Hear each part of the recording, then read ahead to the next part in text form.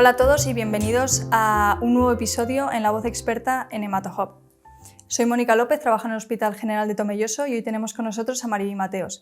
Es adjunta en el Hospital Universitario de Salamanca y también ejerce su labor investigadora en el campo del mieloma múltiple, tanto a nivel nacional como internacional. Y en este momento preside la Sociedad Española de Hematología y Hemoterapia. Bienvenida, Mariby. ¿Qué tal estás? Muy bien. Hola, Mónica. Quería preguntarte lo primero, ¿cómo es un día en tu vida? Pues depende mucho de lo que esté planificado en la agenda, pero básicamente si el día es en el hospital, pues suelo empezar bastante pronto. Me levanto a las 6:10 de la mañana y bueno, sabes que tengo que viajar de Zamora a Salamanca, con lo cual suelo llegar a Salamanca alrededor de las 8 de la mañana y a partir de ahí pues ver consulta con pacientes, trabajar fundamentalmente en investigación clínica con todas las study coordinators y luego pues habitualmente teleconferencias, dedicar un poco de espacio para los correos, trabajos, en fin, una jornada diríamos Completita. Completa. ¿En qué momento decides ser médico y por qué hematología?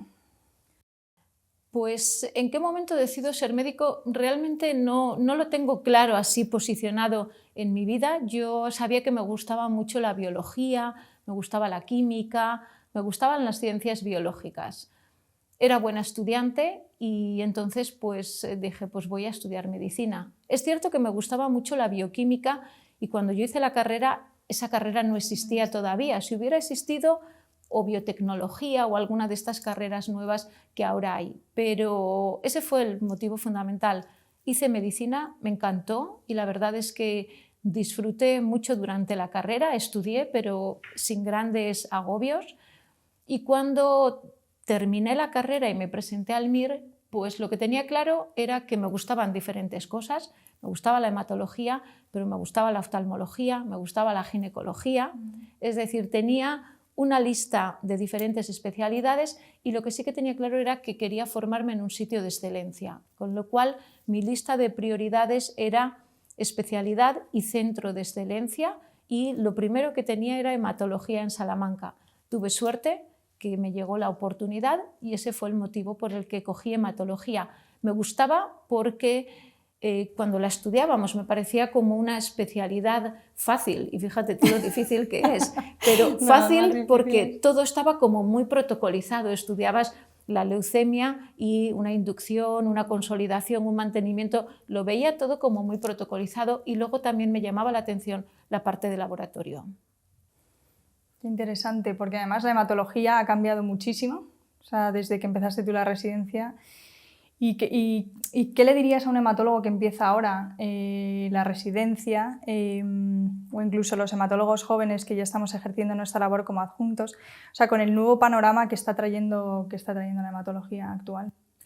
Bueno, yo siempre les doy el mismo mensaje a todos los residentes cuando empiezan, fundamentalmente los hematólogos jóvenes cuando terminan.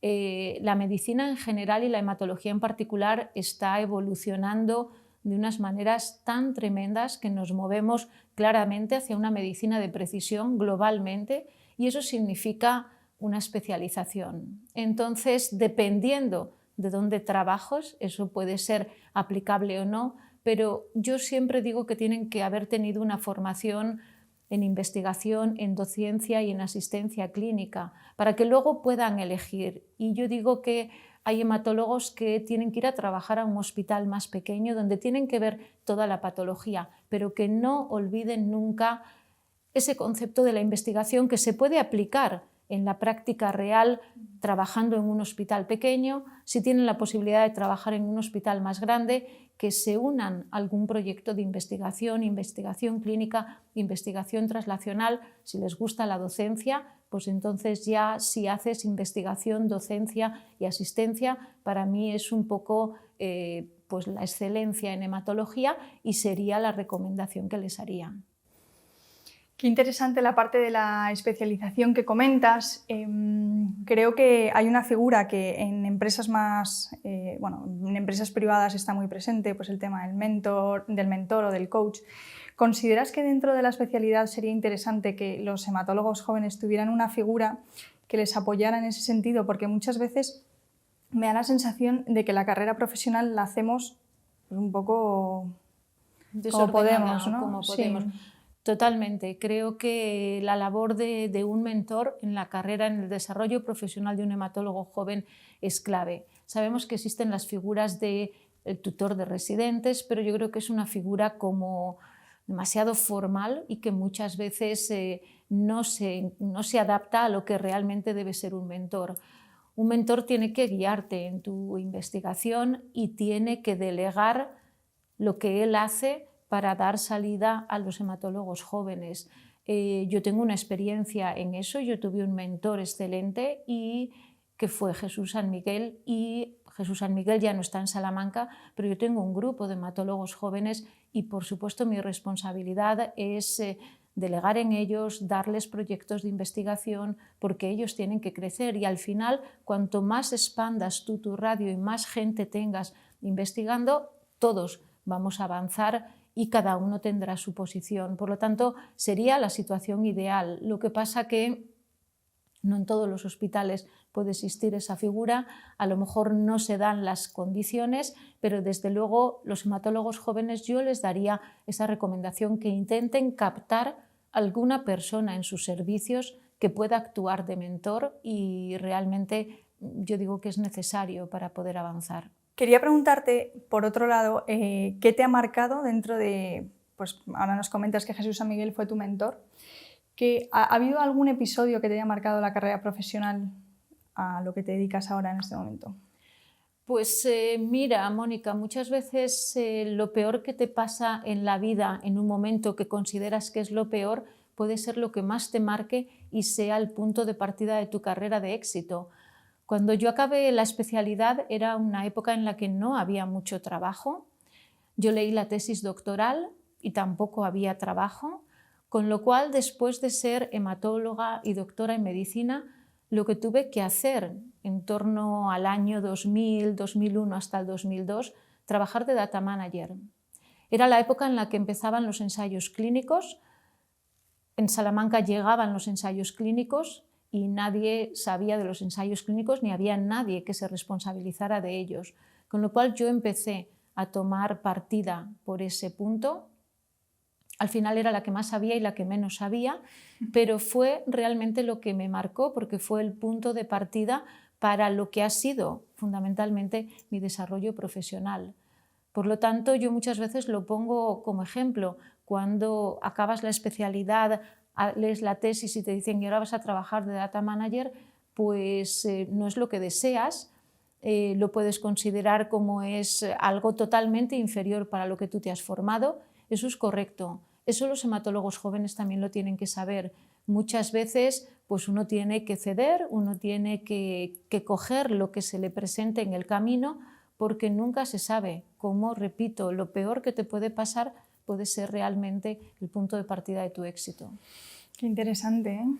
Porque a veces en la mentalidad de la gente joven, yo me incluyo, vamos, o sea, queremos la inmediatez y el éxito en el momento. Además, ahora con todas las redes sociales, parece que si no eres influencer, no eres nadie, ¿no?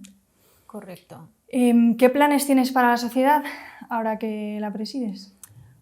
Bueno, pues buena pregunta. Como sabes, soy presidenta de la Sociedad Española de Hematología desde octubre. El año pasado fui presidenta electa, pero realmente hice poquitas cosas. Y bueno, lo que veo es que la Sociedad Española de Hematología funciona muy bien, con lo cual tampoco voy a llegar yo a hacer grandes cambios.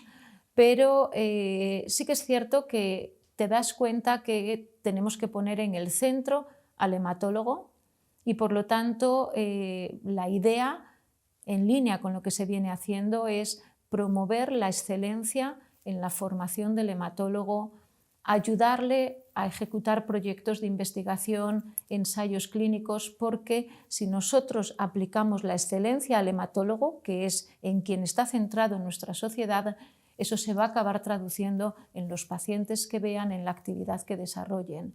Por lo tanto, estamos involucrados ahora pues, en el desarrollo del plan estratégico para los próximos años, donde la formación del hematólogo pues, ocupará la parte fundamental, pero también hay pues, iniciativas nuevas, incluir la inteligencia artificial en la Sociedad Española de Hematología. España, yo creo que somos más de 3.000 hematólogos, miembros de la sociedad.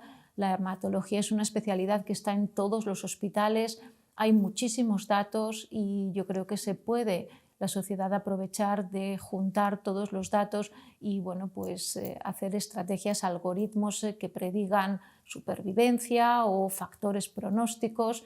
Por lo tanto, bueno, esa es un poco mi andadura en la sociedad y representar a la sociedad en muchos eventos, que esa es otra de las partes que lleva añadido el ser presidente de la Sociedad Española de Hematología. Muy interesante, ¿eh? Lo de la inteligencia artificial y poder aprovechar todos los datos, porque creo que muchas veces efectivamente se desperdician por no tenerlos registrados. Mariby, cambiando de tercio, ¿eres más de playa o de montaña? Yo de playa. ¿O de ciudad? No, de playa, no es que me encante, pero sí, al menos una semana al año donde haga sol y calor. No, no tanto. Tenemos playas aquí estupendas en el sur para estar, pues eso, tranquilo, relajado. Me gusta más la playa que la montaña. Muy bien. Te quería preguntar sobre la parte de la maternidad, porque ya sabes que acabo de tener una hija. Minimoni. A Minimoni. Y había una cosa que me preocupaba mucho de cara a la incorporación en el trabajo.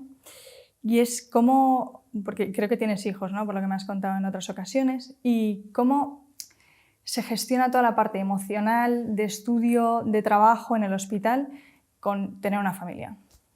Bueno, pues yo tengo 3 hijos y probablemente si los hubiera integrado en mi plan de vida de tener 3 hijos y con la actividad, pues no hubiera tenido ninguno. Pero al final se trata un poco de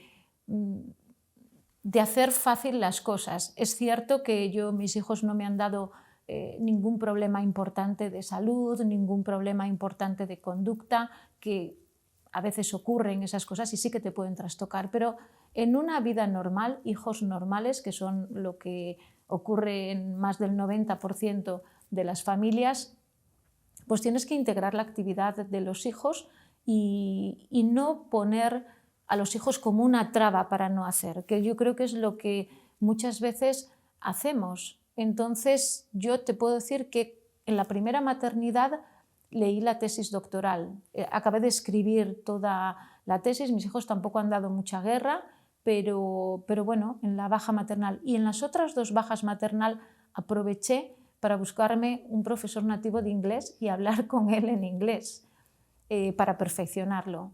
Entonces, bueno, al final probablemente los periodos de las bajas maternales sean los menos problemáticos porque estás fuera del trabajo y el problema casi viene después cuando tienes que trabajar y conciliarlo con su vida. Entonces, pues dejar todo que fluya de manera natural. Es decir, si tú pones tu foco en tu desarrollo profesional y tu desarrollo profesional te interesa, por supuesto que tus hijos son importantes, pero no pueden ser lo más importante. Yo a mis hijos no les he llevado prácticamente nunca al colegio, porque entre que vivo en Zamora, trabajo en Salamanca, pues nunca he ido ni tampoco a buscarles, pero no les ha pasado nada. O cuando llegan cumpleaños, pues sobre todo el más pequeño ya se encargaba él directamente de llamar a alguna madre y decía, ¿me llevas al cumpleaños? Entonces, es decir, integrarlos y que ellos se integren en tu modo de vida. Hay muchos ejemplos, actividades extraescolares. Los padres ahora parece que tienen una segunda actividad que es llevar a los niños a múltiples cosas y parece que de esas actividades extraescolares van a desarrollar su carrera profesional. Pero no es cierto, en el 99%. Entonces actividades extraescolares que pudieran hacer cerca de casa, que fueran caminando y si es posible con unas llaves aquí colgadas y ya está. Es aprovechar el ambiente que tienes si vives en una ciudad pequeña donde pueden moverse. Entonces yo creo que no los podemos considerar como una excusa para no desarrollarnos profesionalmente. Hay que integrarlos, hay que incorporarlos y tú puedes ir al parque con Minimoni y el ordenador. Lo que nos faltaba, estar a los 2 así. Puede ser. ser. Pero es verdad. No, sí, es que ella ya sabe que el ordenador forma parte del día a día, porque hay que seguir. Pues Mariby, cuéntanos sobre tus hobbies. ¿A qué dedicas el tiempo libre?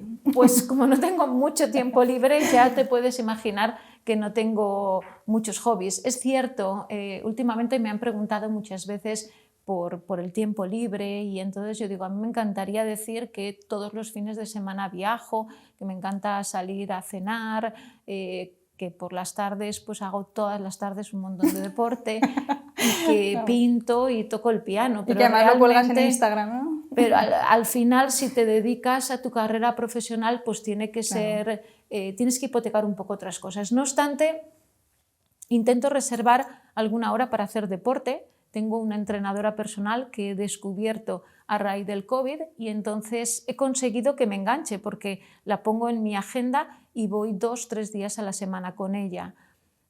Durante los fines de semana pues siempre hay que dedicar tiempo a la familia, entonces pues muchas veces con comidas, con cenas, prefiero las cenas porque así trabajas durante el día y una vez que terminas pues te vas de cena. Y a raíz del COVID también he descubierto un poco la cocina, que nunca jamás había cocinado y me gusta. Qué interesante. ¿Y qué te gusta cocinar? ¿Qué me gusta cocinar? Pues mira, por ejemplo, los arroces no se me dan mal, guisos de carne, pescados al horno, no soy mala, ¿eh? Me alegro, me alegro. No tenía ni idea. ¿Y series que hayas visto así que te puedan gustar? Pues mira, con respecto a las series, ¿te da tiempo a ver series? Tengo un problema. Tengo fuerza de voluntad prácticamente para todo, menos para empezar una serie y no poder dejar de verla o empezar un libro y no poder terminarlo, acabarlo. Entonces, tengo que reservar las series para cuando tengo vacaciones y demás. Y entre medias, pues por ejemplo, si viajo, sí que he cogido un poco la costumbre de pues 2 horas, 2 horas y media ver alguna película, pero alguna película de estas que solamente te ríes y como digo yo, si vas en un avión te ríes en alto y nadie te oye, ¿no? Nadie te... Entonces, películas muy, muy fáciles. Claro. Pues muchísimas gracias, Mariví, por tu tiempo. Gracias a ti. Quería pues, que nos dejes un consejo a los hematólogos jóvenes para el futuro. Pues ¿qué consejo le doy yo a los hematólogos jóvenes que terminan ahora la especialidad? Pues punto 1, que sean pacientes, que se pongan metas, que se marquen objetivos y que intenten perseguirlos. Muchas veces la meta final no va a llegar de manera inmediata, pero si uno se empeña acabará llegando. Y en la hematología y en la práctica de la hematología yo les daría la recomendación de intentar siempre, por supuesto, poner al paciente en el centro, pero si es posible hacer investigación, docencia y asistencia clínica. Al final el mayor beneficiado va a ser el paciente, que no podemos olvidar que es nuestro compromiso fundamental. Pues muchísimas gracias, Mariví, y nos vemos en el próximo capítulo de La Voz Experta.